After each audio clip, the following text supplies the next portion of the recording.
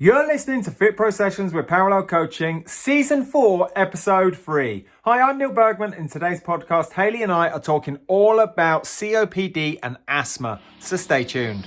Hi, I'm Neil Bergman. And I'm Hayley Bergman. Over the last 10 years, we've helped thousands of fitness professionals to get qualified, learn with simplicity, and coach clients with confidence.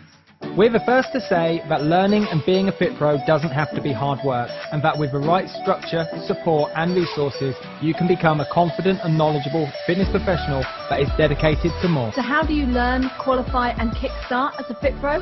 This is the FitPro Sessions podcast with Parallel Coaching. Let me tell you about Clive.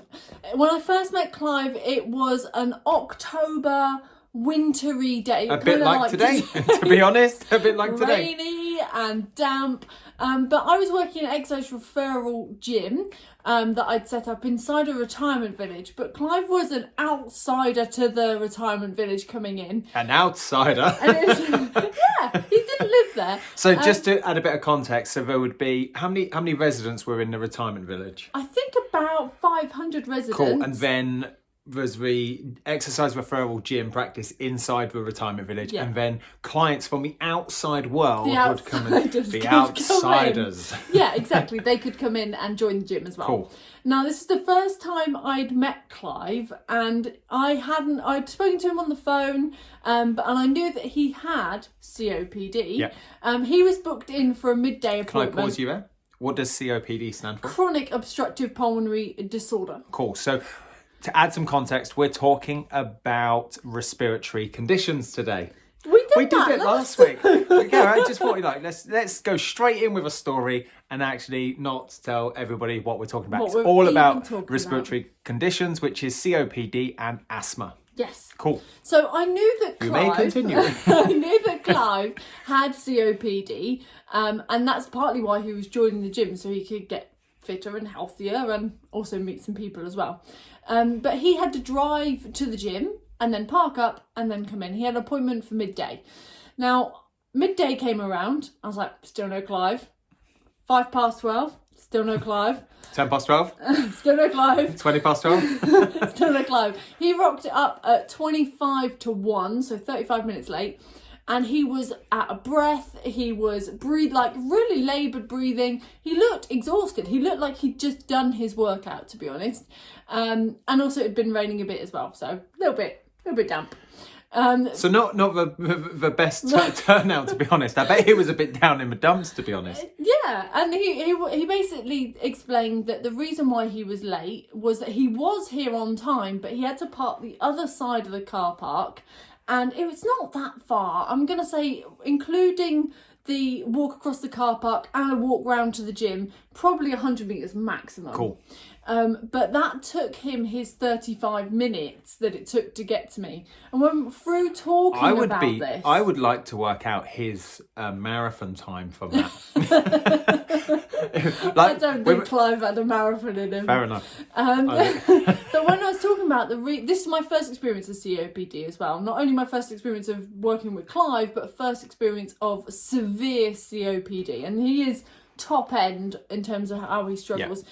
So he has an oxygen tank with him the entire time, which is on his little rollator as he's walking. But then because he's so out of breath, he needs to stop and sit down after to start off with, every few steps. That's crazy, isn't it? If you think, if you go back to, say, Clive's younger years or, virtually anybody and everybody out and about, you get to that point where you take walking for granted. Yeah. Clive, how old was he? Do you remember? He was 79 because he had his 80th birthday when he was with us. Whoa, that's pretty amazing. So, we're talking older populations here. Yeah. But at 79 years old, just taking a few steps, this condition has put him in a position where he's totally out of breath, can't. It's almost debilitating. Yeah, absolutely. Quality of life is right down, right? Surely. It is absolutely debilitating. So it took him this amount of time, not because he was walking really slowly necessarily, but because he had to stop so frequently to catch his breath, reset, and then go again. So when I had Clive join me, I was like, what do I do? And what is his goal? So we started talking about it, and actually we decided that his goal is, and how we're going to measure that he is improving in his fitness, not just that I feel better, but how do we measure his improvement? I'm not going to put him on a treadmill fitness test. I'm not going to put him on a Astran bike test or a Chester step test. It's not relevant. So instead we set up this task whereby every 4 weeks we would officially measure it, but we kind of measured it every time we saw him. And he would park in the same place, which is the other side of the car park. Nice. And then so like almost like the one thing he didn't like about was it, and you made him park the other side of the car. What I love about this though is you've gone down this. So I'm guessing his main goals were. You're not going to reverse COPD, but what you are going to do is improve his quality of life. And his function of the amount of lung space he still has going lung for capacity. him. Exactly. Yeah. So that he can still have that good function. Which in turn, I'd imagine, I remember Clive as well. I was an outsider. I was allowed in. You're allowed in. But I do remember Clive and like thinking about, that quality of life with his wife, with his grandchildren, with his great-grandchildren, being able to enjoy life to its full and not let this condition kind of kick him on his ass, to be honest. And that's his goal. That's his goal. That's what his goal was, so that he could actually just live a more enjoyable life. Which comes back to the health and fitness industry. Yeah, the health part first. What I love about this is you've used VARTEC, or the acronym of VARTEC, with regards what does that mean? So with regards to fitness testing. So you've not looked at kind of a traditional fitness test, like you mentioned, like a Astran cycle or a Rockport walk, that type of thing, because it's just not relevant to make for Clive. one for him. Make one up, but you've made it valid, accurate, and reliable by saying, right, we're going to park in the same place. Yeah. We're going to take the same route. We're going to measure time. That's our variable. Same day of the week, same time. Say under the same conditions. We measured two things actually: the for it. time it took him to get from his car to the gym. Love it. But also how many times he had to stop, because we realised that the variable could be, it could take him 30 minutes to do that same route, but he could have stopped lots of smaller times or Perfect. a few bigger times. So we wanted to clear that up as well. And he that was really he had a interesting. clear measurement of how he was developing almost every session, but every 4 weeks there was a clear timestamp or a current status of this stressor. And I think that's what COPD and asthma is. It's there's a stressor on the body, and the stressor is affecting someone's ability to breathe in, take oxygen in, transport and utilise that oxygen, and take out carbon dioxide. Exactly. Okay, so we've got this stressor, and I love this. So the other part of VARTEC, so you've got valid, accurate, reliable, time bound. How much time does this take up? Yeah. Is it enjoyable? And I think that's key. I'm sorry, I was grinning like mad on that last thing. I did wonder. There was this part where he had to kind of go through reception because you're supposed to like sign in and stuff. But as people started to cotton on to the fact that this is what he was doing, he refused to talk to anybody on the way to the gym. Don't stop me! I'm on my mission. I've got to do it. He wouldn't sign in. I bet you. Every 4 weeks when we've done the official test of it, like it was nice to have it as an official test, even though it was as simple as a phone call to start.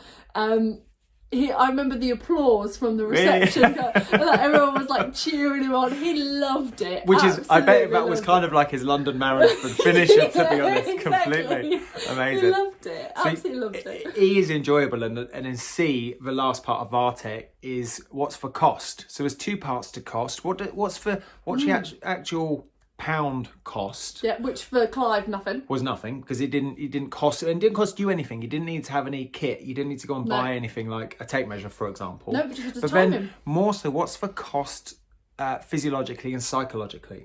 So the cost to the client. So if we took, for example, if we put Clive on let's say a Rockport walk, the cost to the client psychologically to Clive would be to walk a mile would take him, and therefore is going to feel deflated. He's probably not going to complete it. He probably wouldn't come back. It would be complete overload. Lots of things could happen. So what's the cost physiologically? Is it appropriate? And psychologically to the client? So VARTEC, and this, I suppose, allows you to kind of think about your own testing, listening to this and thinking, how am I going to work with a client? I don't need to go to a particular website or go back to my course manual and find a very specific test that doesn't almost relate to my client's goals. Yeah. Can you have Vartec. And it reminds me of one of my clients I used to have down here in Plymouth, where we used to walk from the client's house to the seafront, which was exactly 1 mile. Oh, nice. And yeah, there was no test officially of this, but I could add it VARTEC, valid, accurate, reliable, time-bound, enjoyable, cost. And we would measure the time from A to B and back again. And over a period of training, we would get faster, fitter, stronger, leaner and meaner. And again, this lady's 69 years old. Okay, so and like you said, like with health related, the performance, the improvement in performance becomes functional. Yes. So it doesn't necessarily need to be an outside test Yes, to go and get completely. someone's VO2 max. We know it's low. Completely. We don't need to compare them to standardization of tests. No. We just need a starting number. point, Yeah, a step. exactly. So the only thing we're going to compare them to is day one on test of them completely. And what I love about this is we're still able to measure, manage and monitor, because if we've got no facts, we can't, and we're not measuring, how do we know that our training is improving or actually benefiting them? Yes, we're going to spend time with them, and we can make the assumption that just through a dose response of doing something, they would get faster, fitter, stronger, leaner and meaner. But the reality is, if I don't have a test score for Clive that says day 1, 35 minutes, stopped 10 times, and 4 weeks later, 33 minutes, stopped 8 times, I can clearly say that the dose response is heading in the right direction. Exactly. I can now look at those variables and say, well, what was his frequency of training each week? What was the intensity of training each week? What was the type of training he did each week? And how long for? And which one of those variables am I going to tweak, and what one's relevant to tweak for Clive in this instance, in order to say in week 8, he did it in 29 minutes and stopped 7 times. Or is his recovery better inside every time he stops, so each stopping is smaller? Completely, and that's just one objective and some subjective variables there. But also you could then have, a clear kind of conversation, subjective questionnaire, I suppose, and say to Clive, what's your quality of sleep like? Because COPD does affect sleep. Massively. What's it been like playing with the grandchildren and the great-grandchildren? Are you out of breath more? Those types of things. Or are you actually playing with them? Yeah, completely. Like for Clive, there's no way that he was doing any kind of running around with the kids. I think he just sat. Yeah. But by the end, he was... Also, it's just really nice to see him light up at achieving something. Yeah. And he had marked improvements in that we could control as fitness professionals. We could stand there and go, I know that if you train or you do this at this set point, we can improve that. And he was like, I did that. What I remember as well is because you had a nurse actually in the gym and had her nurse's station for wellbeing nurse actually there, and I remember talking to her a few times, and she was saying like it's almost been unheard of seeing somebody come in such a deconditioned, inactive, sedentary state with kind of things like, because he also had things like high blood pressure because of his inactivity and other things going on. COPD absolutely. was just he was overweight, I'm going to say was the primary condition you were battling here. But within 8 to 12 weeks, the change in Clive, she said, I remember, was just radical. And most people would say that something like COPD, because it is chronic, because it's usually appearing later in life, there's this stigma that you can't live with it or you can't get better because it's like chronic. But actually, you really can improve the function of what you do have. Yes. And prevent it from getting worse, which means that you can move and live a better life regardless of the fact you've got it. You can live with it. Yeah, the two things come up for me is kind of fear avoidance, because somebody that's got this chronic pulmonary condition whereby, taking in oxygen is tough. Utilising that oxygen is tough, and getting rid of carbon dioxide is tough. Just the thought of going into a gym, going into an exercise environment, going out for a walk, walking the dog, going around the shops, there's a fear avoidance there because there's an element of unknown. What is the walk around Tesco's? Other shops are available. Okay. What is that impact? Because that's a new stressor, because that's going to elevate heart rate, elevate breathing rate. Yeah. And I can't breathe to start off with. And so you, or the client with this is going to have a fear avoidance and move less. They're not going to hit their steps. They're not going to hit their NEAT, their non-exercise activity thermogenesis. Their caloric burn is going to be down. The likelihood of obesity goes up.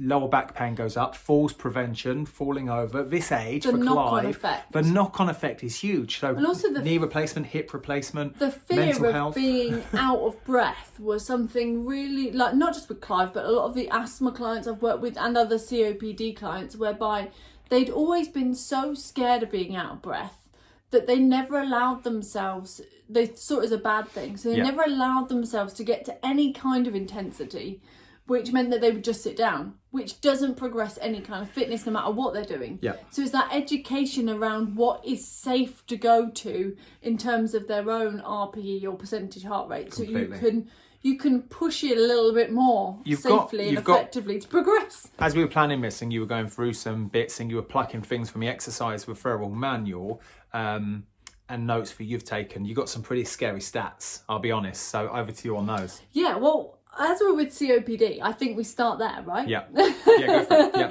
So 1.2 million, or about 2% of the population of the UK have COPD. So it's quite low. It's quite low. It's quite low. And well, on 1 year in particular, it was 2018, it said that there was 29,000 odd people. I'm not very good with the individuals. We'll just call it 29,000 odd people that had. But 29,000 would it be even?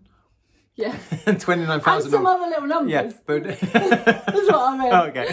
So 29,000 people had COPD. Now only 2,000 odd of those are, which is also an even number, under the age of 65, Oh, whereas wow. 27,000 were over the age of 65.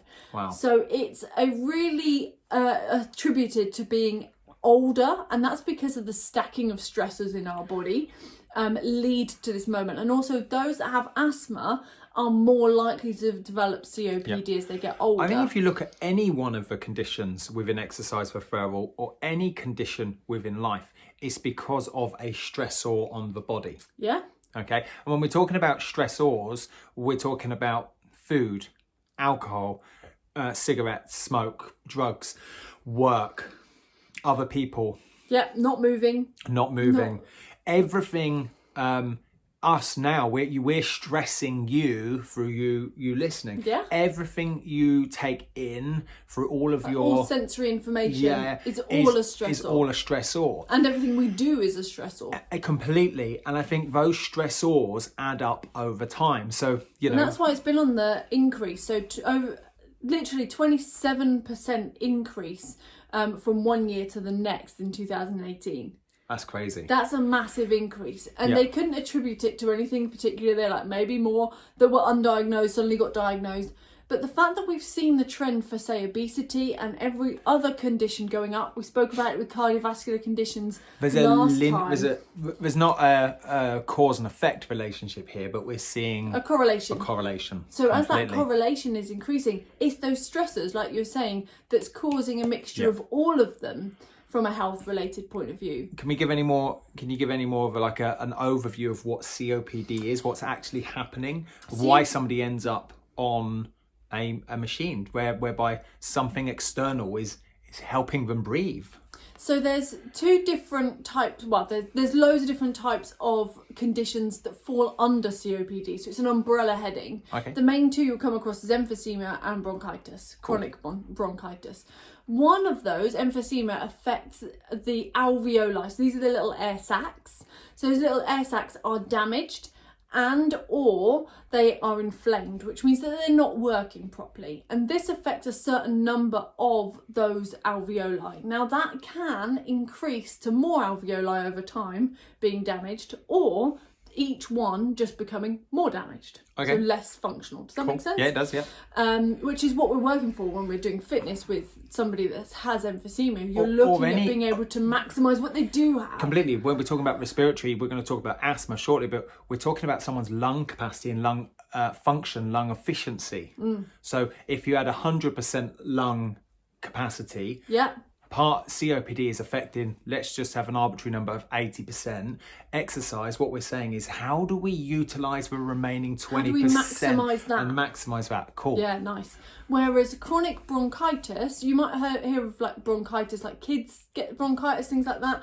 But chronic bronchitis is what falls under COPD. Now, this is inflammation of the airways, so the trachea and the bronchi, which are the main two, tree trunks that come off. You were going to say broccoli, weren't you? I wasn't going to say it. I promise I didn't mean broccoli.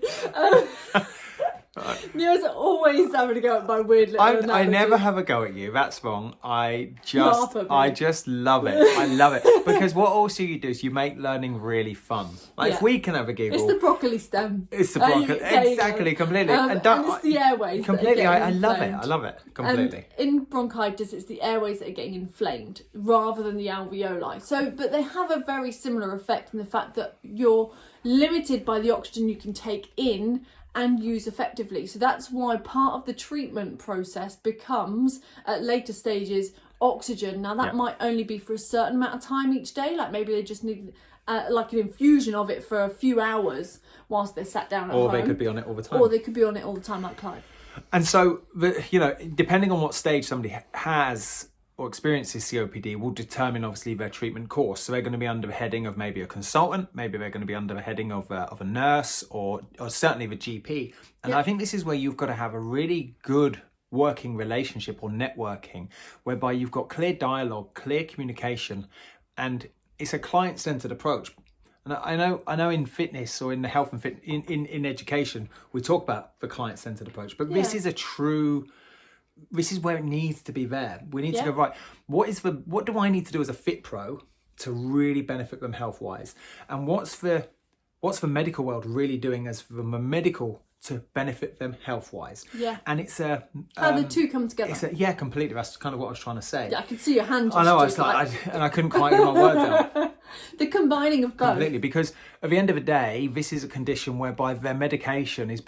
I'm going to make an assumption, and if you're a GP listening to this, you can wrap my knuckles. I'm going to say that we're going to see this condition only progress, really. And also as we're living till we're older, and it's related the medication to might aging. stay the same, but the likelihood is with this person, it's only going to get worse. Yeah. And so from an exercise perspective, we need to, as a FitPro, I really need to work with the medical world to truly understand how I can help this person develop their health. Yes.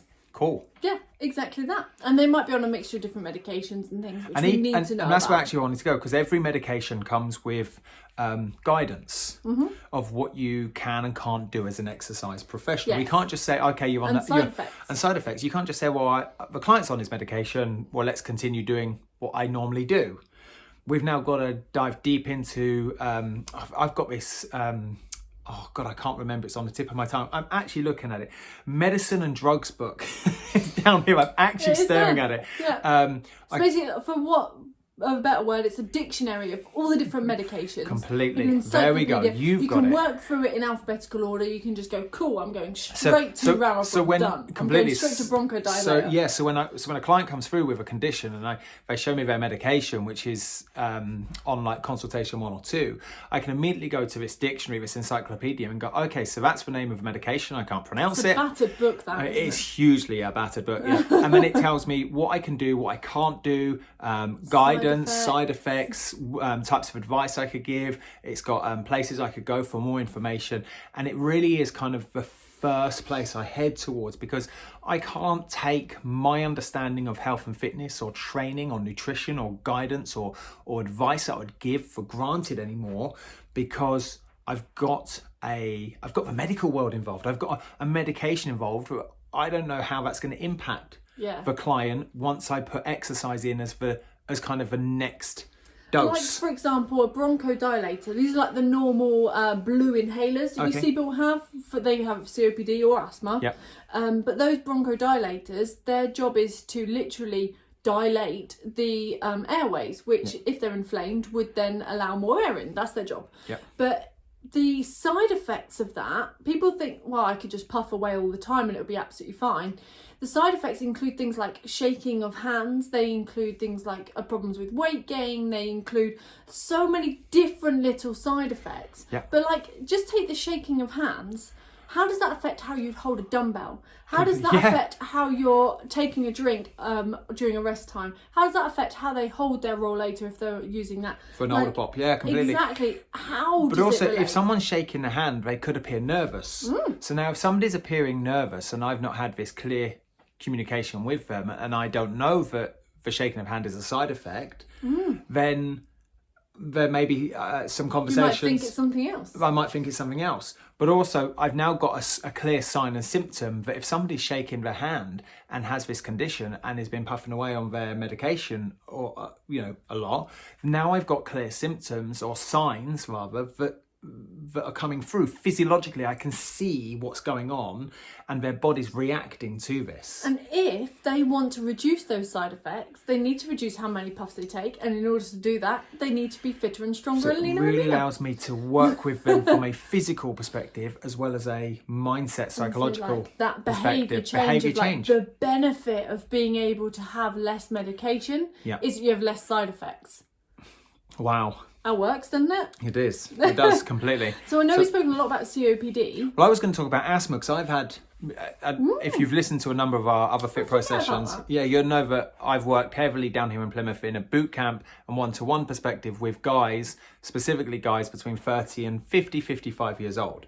Now, the amount of clients that have come through with asthma has been phenomenal. So I just want to just put two kind of stamps and facts out there. If a client has asthma, exercise referral is required. It is required. It's required. Because you don't learn how to work with it otherwise. Completely. It's not covered at level 2 or level 3. It will be covered in parts of a new syllabus, I believe. But right now, it's not. The next thing, make it really, really clear, and we're going to go into a few more things, I suppose, would be if somebody turns up with asthma and they turn up with no inhaler, no training.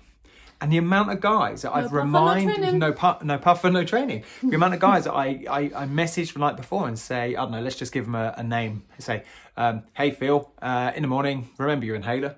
Okay, and these are grown adults, and I'm having to remind them to bring their inhaler because last session they forgot their inhaler. Yeah, turn around and go home. They had to turn around and go home. So if you're going to make all that effort, and that's the thing I've read some pretty crazy horror stories where you go, it won't happen, it'll be fine, I'll be okay, I'll just use I don't know, Dave's got his inhaler, I'll use his. It's like, no, you won't. Yeah. Okay, because bring your own inhaler. You've got to set a standard, you've got to set a tone, you've got to say, right, I'm a professional here, these are my standards are X, Y, and Z, and I'm going to stick to them. They're my moral values, that's my compass heading, and yeah, there you go. I said it. Got it out there. I think it's the way forwards. Well, there were, like you said, the severity if something goes wrong is massive. So approximately 3 people per day die of asthma. Whoa. Which is massive, and we don't necessarily hear about it in that context.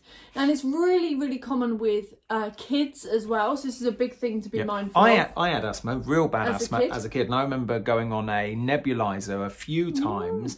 I was probably about 8, 9, 10 years old, and there's a serious amount of evidence that points towards it that if you had asthma as a kid, you can actually kind of almost grow out of it. Yeah. I think it's probably a little bit more, there's a bit more physiology to it than growing out of it. Allergies, things like that develop as your body develops. Completely. And then do you remember we'd left uni and I had a part-time job. So we're going back to maybe 2008. Probably about and I had a part-time, no, earlier than that even. It was Wasn't in between. It was in between. It was a summer job. 2006? So 5 maybe, I don't know.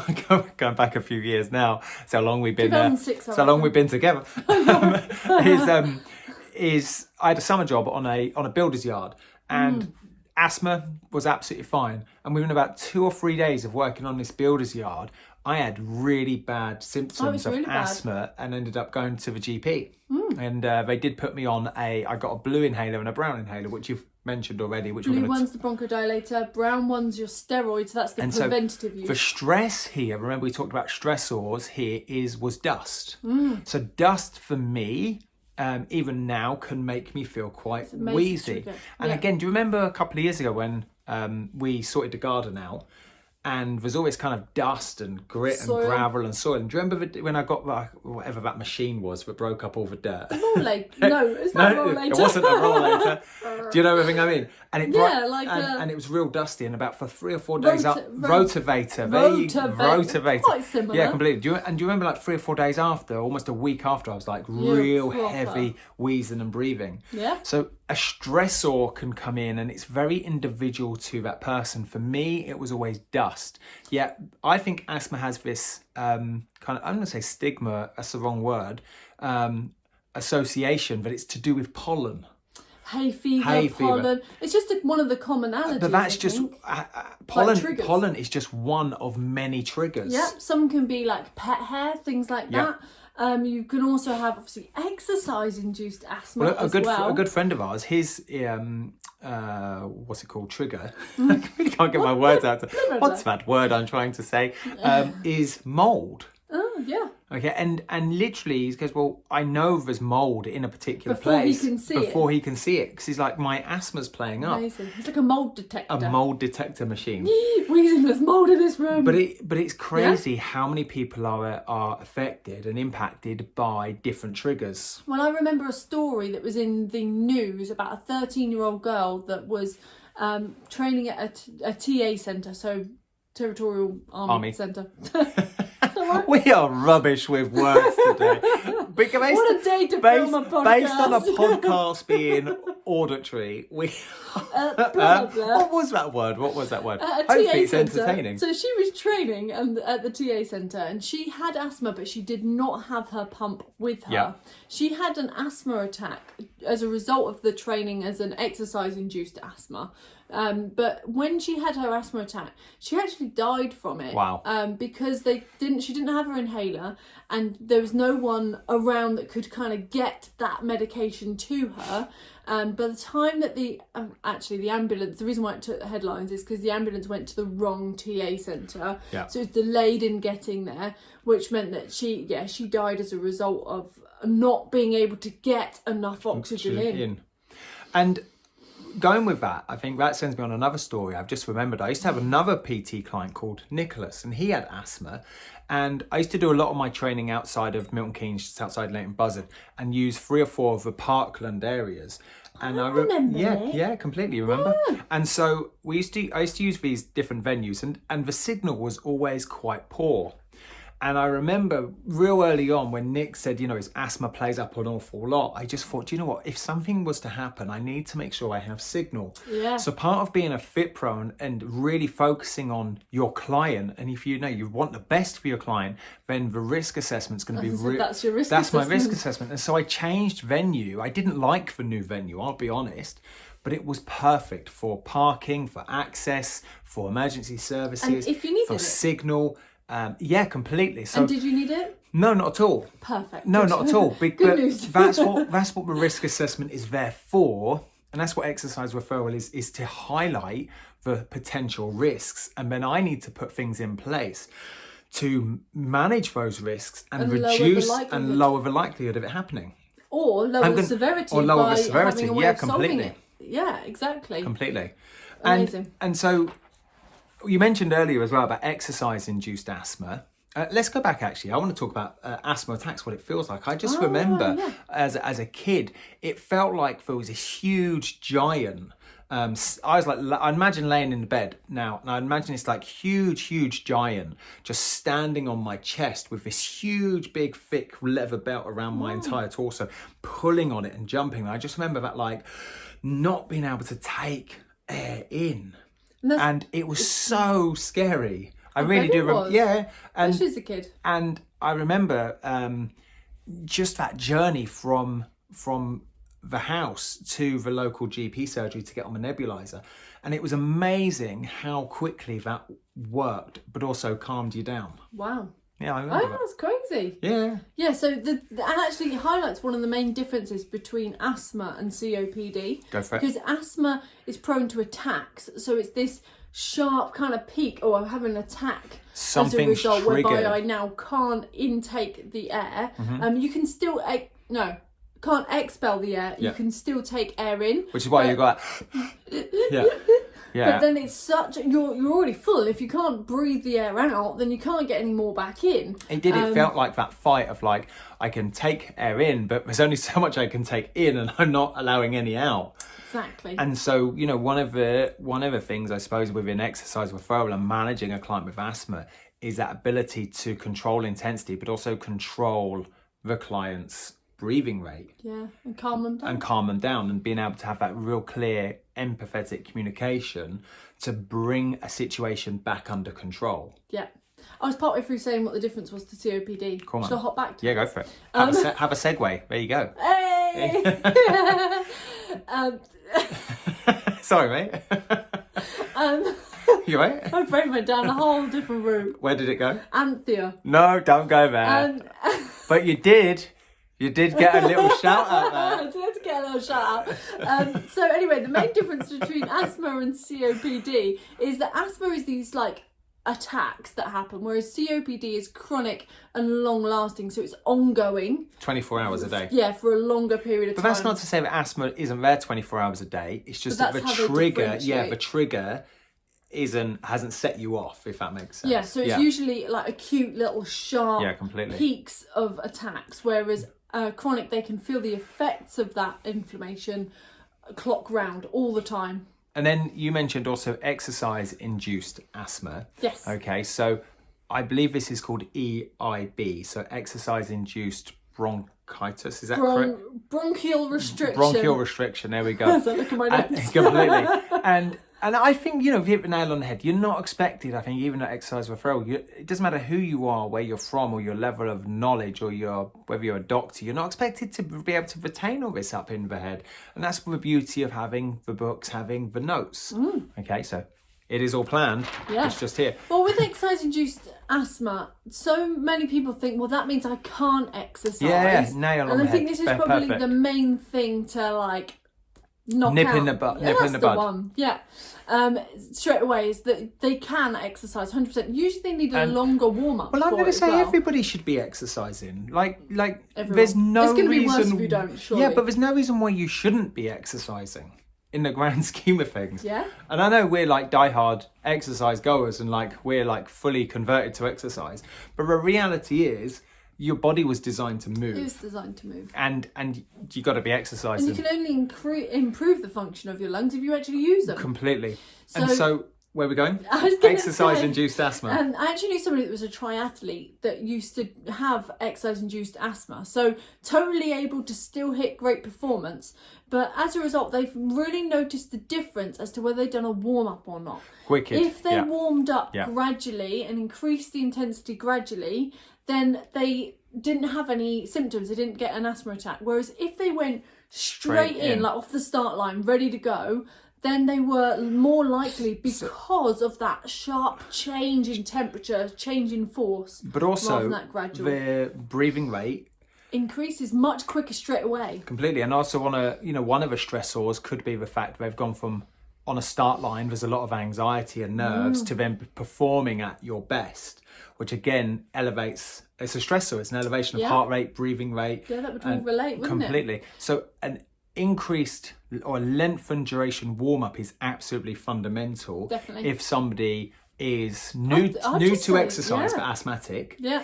But if someone's not new to exercise and you've been working with them, you can then start to play around and tweak for warm-up. I think the biggest thing I've seen with clients has been the increased duration for a warm-up and having that nice aerobic curve. So something we teach at level 2 fitness and level 3 PT in our Milton Keynes Academy is this aerobic curve. So imagine X and Y axes, and along the bottom you've got time or duration, and up the side you've got that simple 1 to 10 RPE scale. Yeah. And saying, right, a traditional standard warm-up for average Joe Blogs, let's say, is 8 minutes.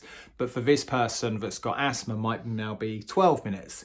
And rather than, and then having a nice step loaded. Slower curve. It's a much more gradual aerobic curve. Completely. And then what you do in the first part of the main workout, again, no major stressors, not going from say RPE to RPE 4 up to 9 and back, big jolts between intensity. Having this nice aerobic curve is going to work with the client in a much more effective and smart way. Yeah. Completely. And with exercise-induced asthma, you can generally guarantee that as a result of resting following, it doesn't even need to be attack, but a heightened level of exercise, as soon as they rest, usually 30 to 40 minutes after that, they're back to feeling absolutely normal and fine. However, exercise-induced asthma usually happens 5 to 10 minutes after exercise has ceased. And so this is what I'd say to a number of my clients, certainly those who are new to exercise, because quite a bit to be mindful of there, isn't there? Yeah, I wouldn't let them go home for that first 10, 15, 20 minutes. They probably just thought you were chatty. No, I wouldn't chat with them. I just say, look. You're not going home yet. Yeah, or if they did have to get home, I would literally demand a phone call or a text. So they got home. And let me know how they're feeling, because just because they finish the session, they go, yeah, I feel fine. The impact of that session is still having a physiological effect on their respiratory system. And again, that comes down to that gradual cool down as completely. Well. Because if that's included in that sort of... Yeah. What would you say, 5 minutes or so? 5 to 10 minutes. 5 to 10 minutes. If and you include that in your cool down and a little bit of relax at the end, then you're actually kind of covered most of that time. Exactly. That they're less likely to have that window for a post-exercise asthma attack. Completely. The other two things that are big stressors for exercise-induced asthma is the temperature. Okay, so when you're breathing the dryness of the air, completely. So when you're breathing, perhaps you're listening to this, you're sitting at your desk or you're walking around your kitchen, but most of the time we breathe through our nose. And the reason we do that is it helps as the air gets pulled in through the nose and goes around like the little hairs in the nose and that cavity, it warms up the air. So there's no major shock to my system. So my pharynx, larynx, trachea, etc. Okay. However, when we exercise, we become mouth breathers as well. Especially if it's higher intensity. You want to get more oxygen in. So now you're pulling in oxygen through the nose and the mouth. And of course, if it's going through the mouth and through the nose quickly, you're not warming up the air. And so now this colder air, drier air, is now hitting your respiratory system, which then adds to the stressor of inflammation to the...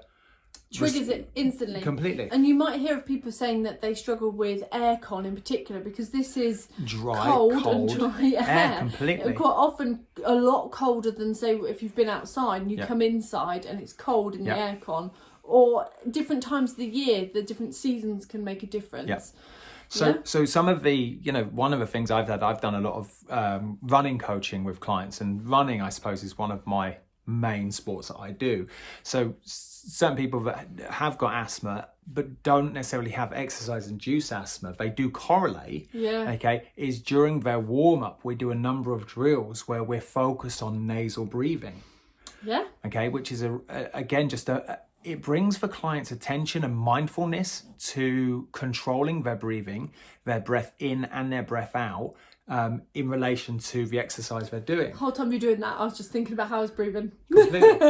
Okay, and that again is like this kind of this auto-suggestion from coach to client that you've got them under your wing and you've got their six, even though you're not going all about your asthma, have you got your pump? Well, a warm-up is preparing the body for what is to come, and if you're activating things like nasal breathing or diaphragmatical breathing, that's part of that preparation. Yeah, completely. It makes perfect sense. But also the client, whether they know it or not, knows that you've really got their best interest at heart. Okay, but again, I just want to go back to, if they don't turn up with their asthma inhalers or their pumps or their medication that the GP has said you've got to have on you, no go. Yeah, Zilch, and also nada. remember, if you're not exercise referral, if you haven't been taught how to deal with people that have these conditions, then it's a no-go anyway. Completely. And I suppose here's the caveat, and hopefully you've got this far because we're entertaining, but also it's valuable information and knowledge here. This podcast does not now give you, it's not that I've now listened to Neil and Haley from FitPro sessions, I now know what to do. We've covered like the tip of the iceberg, literally the tip of these two conditions, and given you some stories, some anecdotal evidence, some stats, some real evidence, some giggles, the ability to not get our words out, but it doesn't give you the I suppose the knowledge or the confidence or the qualifications to go out and get it. Yes. Okay. Exactly. So I suppose I've not had a huge amount of experience with COPD like you, but you've definitely had the two conditions. Yeah, and I've had a mixture, so many different levels on the spectrum. So like, I had one guy called Alan who had Alan. Sorry. Lovely. He had asbestosis, so that really affected the function of his lungs to the point that he was on oxygen for 20 hours per day, and then inside the 4 hours that he wasn't, he wanted to come to the gym to train. Nice. Which All obviously or doesn't nothing. take 4 hours, but he wanted to. And he then found that was restricting his social life because he had to sit inside attached to his oxygen. He technically probably could have taken it down the pub with him, but it's not really the point. Yep. But his goal was to reduce the amount of reliance on his oxygen. So how many oxygen tanks he got through was his measure, basically. And I just remember so vividly, he phoned me up he was a resident, he phoned me up from his room and he just went, look out the window. I was like, what am I looking at? There's a van. I was like, yeah, it's the oxygen people like coming to collect your tanks. He's like, notice they're not bringing any in. They've just taken them. I'm out. I'm done. Whoa! I was like, oh wow! I didn't know that. He was done. I've got red. Think about it. But like, amazing. That's amazing. He was like, this is the time I've been waiting for. And in that time, he also lost a ton of weight. He felt like he could breathe better. He'd done a challenge on the treadmill, how long he could walk for. Whoa. He also reduced his medication for diabetes. So like the health knock-on effects. But he was like, now I can do so much more with my day because I'm not restricted to a 4-hour day. He can go out, he can go to a cinema, he can do whatever, can't he? Quality of life just increases. Amazing. I think, to end this FitPro session on respiratory conditions, and I think it tees it up nicely for next week when we go into another couple of conditions, is if somebody's got to the point, certainly from a COPD perspective, okay, whereby they're requiring oxygen, we could make a very strong assumption that they've been inactive, sedentary, or something has happened, a stressor has happened over a number of years that has had an impact on their body. Yeah. And when somebody gets to a COPD state, their overall NEAT, non-exercise activity thermogenesis, is low. Yes. Okay, which is going to impact maybe their BMR as well. But it's definitely going to impact their EAT, their exercise activity thermogenesis. It certainly will. Which will impact their energy balance equation. We could make the assumption that this person is going to be overweight to obese. Yeah. Now they've got COPD and a heightened BMI to some capacity. The likelihood is now they could Diabetes, be pre-diabetic type 2 or type 2 diabetic. Hypertension. Which now leads to hypertension and stroke, which now leads to the higher risk of falling, which goes to knee and hip replacement. More strain on knees and hips for arthritis. Now they could have arthritis, back pain. It just keeps and on. So we haven't even touched mental health yet. Which, and all of those different medications have a huge impact or knock-on effect of other conditions that they kick off.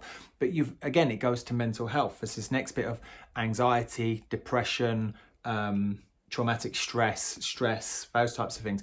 And just one condition is the primary condition that you work with. Yeah. But actually there's lots of other things underpinning and underlining that of like, well, how else, if I work with COPD like this, but they've also got obesity, what do I do? Now they've got COPD and they've got low back pain and arthritis, what do I do? And now you've really got to think as a FitPro, like the time of day, the exercise prescription, the dose, frequency, intensity, time and type, the very thing you learn at like basics of level 2 becomes the fundamental principle that's driving your programming. And then you've got what type of exercise can they actually do within these parameters? What advice do I give? What can't they? I think what can't they do? Yeah, completely. And so this is what I love about this, I suppose, maze of an individual. It's so much so deep in terms of our understanding of the human body will never be complete, let alone how we understand how it responds with fitness.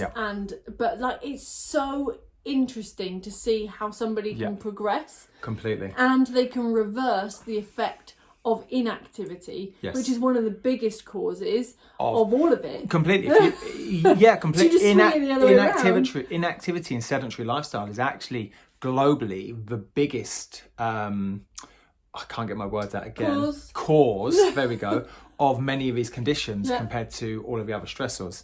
Now, if this is something you've enjoyed listening to and you're sitting there as a FitPro and you think, do you know what, this is the route I want to go.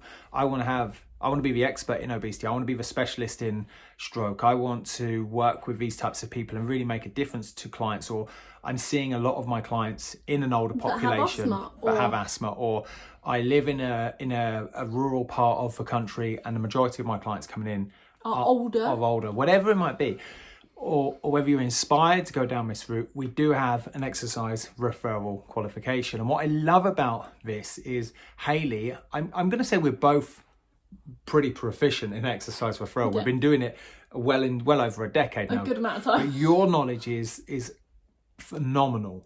And every Wednesday, Hayley jumps on as part of the qualification a live training whereby it might be 10, 15, 20 minutes around a particular bit of research that Hayley will unpick, teach you, educate you above and beyond that of the course, and then do Q&A. And I love that part because it's really cool, isn't it? Doesn't just take the 14 conditions that you dive into as a referral specialist. For example, deeper. like what was not last week's was, because last week's was just a Q&A session, but the week before was about mindfulness. Yes. And we looked at a couple of environment. different researches. We looked at forest bathing, which is like being out in nature essentially. Yeah, which sounds a bit looked at obscure. Tai Chi and all these links to mindfulness and blood pressure. Completely. That's there you what go. we're looking at. So it's for mindfulness and blood pressure. And with that, you get the lifetime access. So every week you've got Hayley, not just kind of like helping you and guiding you and mentoring you towards the completion of your course, but after that, every week you've got Hayley in your ear with a clear, backed up bit of research, and Hayley will pick it apart and It's pluck a nice little nugget to just keep progressing and keep learning. And I think it's really powerful whilst you're training and also after training, because it's something up to date about the conditions or about health in general. And I think it's really it's just really key. But on the same point, to have that quite a few conditions come through that aren't covered in exercise referral. For example, fibromyalgia isn't covered in exercise referral. Parkinson's, MS. However, you would still be the most qualified and best person to go to because you have a referral or a clear understanding of clinical conditions, but also the clinical pathway. So the GP, consultant, or medical professional is still going to refer these other people to you, because exercise referral teaches you how to work with a condition and pluck apart and pick apart what can I do, what can't I do, what medications are on, what are the contraindications, what are my considerations, what are my adaptations. And it's that inquiry questions that says, okay, fibromyalgia isn't incorporated into exercise referral, however, I have the skills to dive deep into type 2 diabetes, and I can take those same skills and apply it to fibromyalgia, because that's what you understand how, like you said about the medications book, you understand how to look at side effects and symptoms and how to manage a condition. Completely. So next week we are going to tuck into a set of conditions which I think is my favourite, which is metabolic conditions. Cool. This will be interesting. I think it might be maybe even a two-parter potentially. I'm not too sure. This one's been pretty long, 50 odd minutes. Okay, I reckon it's going to be a good one. I know it's going to be a good one. Yeah. So if you do have any questions about exercise referral, please do reach out. I'll pop a link with this, so check the show notes. Yes, and outside of that, if you're listening on iTunes, drop us a 5-star review, and whatever other social app platform you're on, hit like, hit share, snag yourself with a photo listening to it, and let us know your thoughts around this episode, Respiratory Conditions. Outside of that, we will see you next week for metabolic conditions. See you later. Bye. Hi, I'm Neil Bergman. And I'm Hayley Bergman. Over the last 10 years, we've helped thousands of fitness professionals to get qualified, learn with simplicity, and coach clients with confidence. We're the first to say that learning and being a FitPro doesn't have to be hard work, and that with the right structure, support and resources, you can become a confident and knowledgeable fitness professional that is dedicated to more. So how do you learn, qualify and kickstart as a FitPro? This is the FitPro Sessions podcast with Parallel Coaching.